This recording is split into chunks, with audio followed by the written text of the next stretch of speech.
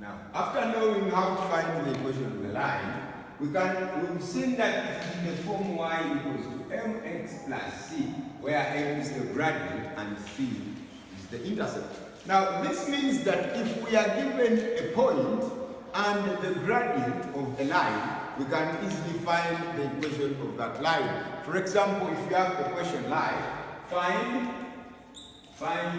the equation of a line passing through the origin with a gradient a half.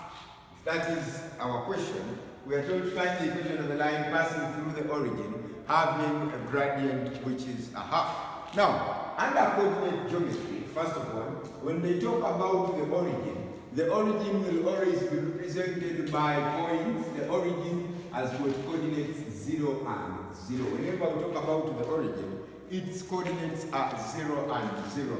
The x component is 0 and the y component is also 0. So this is our point, and then our gradient m is given as a half. So we can try and find the equation of that line, and the equation will be given in the form y equals to mx plus c, and so we can easily substitute and say y is equal to a half x plus c. Now I've substituted in for the gradient.